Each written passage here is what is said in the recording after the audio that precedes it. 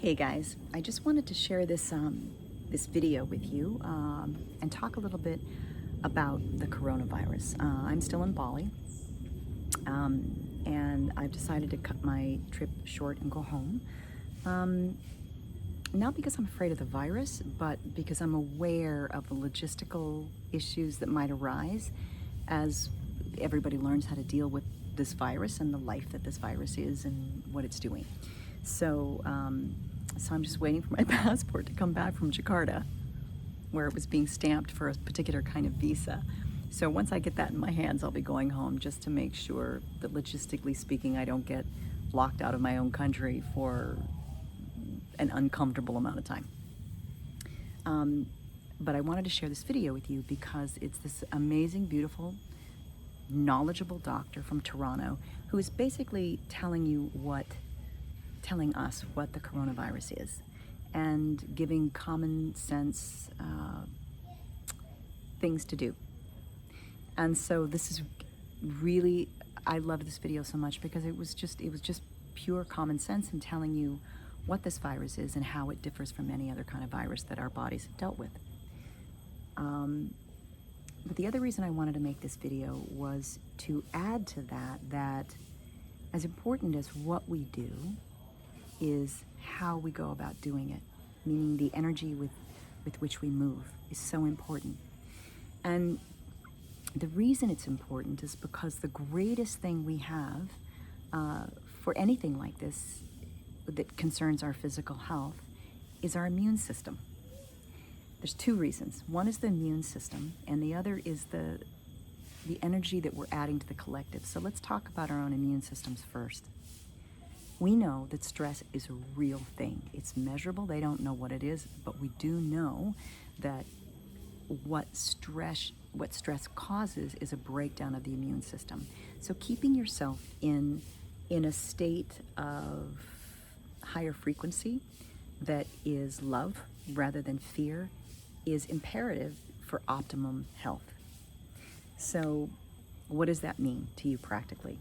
So that means, I'll say, what does it mean for me? So I can choose to hurry home and panic over whether or not there's tickets or if my passport's going to be here, and go home and know that I have to stop in two different places, like I have to stop in Singapore and maybe in Taipei in order to get home, and panic about, oh my God, how am I going to keep the germs off? I can move with a sense of fear, with something I sort of have there's nothing I can do other than the common sense things. Or I can choose to go home because I love my kids and I don't want them to be comfortable. And so I get to go home. I don't have to go home. And that changes how I move through this experience. And it makes my immune system much stronger as I travel through whatever I travel through. So that's one reason. If I'll give you another example, I can choose to believe that, oh my God, I have to go to the store and buy everything. Sorry, this is weird. There's like this weird plane. I can choose to rush around and be in total fear and try to buy a bunch of stuff in case I get quarantined or whatever. Or I can choose to go get supplies, because logistically speaking, I recognize that whatever the governments are doing, they are going to have to pay attention to the world trade, like how everything moves by ships or by planes or any of that, how we get, when you stop and think about where the stuff we buy comes from, some of those borders are they're getting locked down, so you can't get things from China, you can't get things from Korea, whatever it is. That's gonna make my life I'm gonna have to think about where I get stuff. And so rather than running around out of fear, thinking I need to get all this stuff, I'm gonna go, okay, logistically speaking, I don't wanna deal with the rush. I don't wanna deal with any of that. So I'm just gonna go get some stuff so that I can be comfortable. I'm doing the same thing, but there's a huge difference in the energy of what I'm doing. And so that does two things. One is it keeps actually it does three things. It keeps my immune system up. And two, it creates the atmosphere of community around me.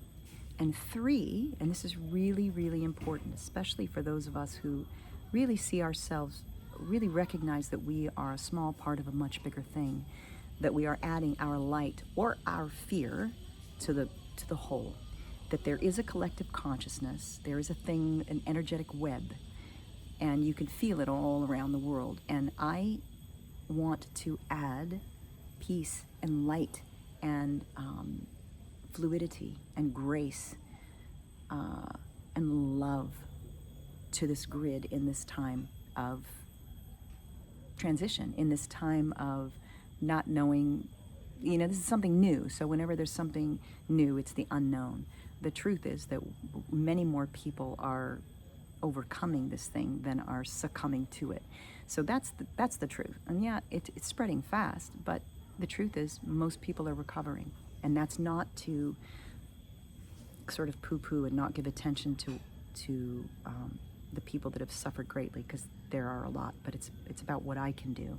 And what I choose to do is add love to this grid so we can all move in a higher frequency and in a way that is best for the whole, because moving from that state of wholeness as a whole allows the individuals to also move from a state of wholeness and in their greatest capacity and in their greatest immune system. So that's just what I wanted to share with you. You can call me crazy, but I 100% am absolutely positive that someone who is working from a state of alignment can function faster, smarter, more coherently than someone who's working from a state of panic and fear.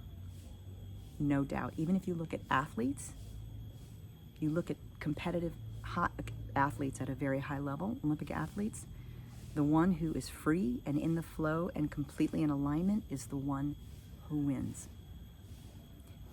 Because at that level, the game changer is what's happening here. So remember, as important as what you do is how you go about doing it. And that's all related to the why. So choose the why, because it affects the how. Why are you going to get a bunch of supplies? Because you don't want to worry about the logistics later. Why am I going back to LA early? Because it makes my kids happy that I'm there. And it avoids any other kind of logistical things that I can't foresee right now. I'd rather not deal with it. I mean, the truth is, I don't want to be somewhere else having to deal with a logistical nightmare. I don't know if it's going to happen, but I was going to go home and I'm cutting my trip short by 3 weeks. Okay, so that's what I'm choosing to do. So I love you, and we're all in this together, and you are so powerful, so powerful. Know the state that you're in and choose. Just choose. Use the common sense and choose how you go about moving.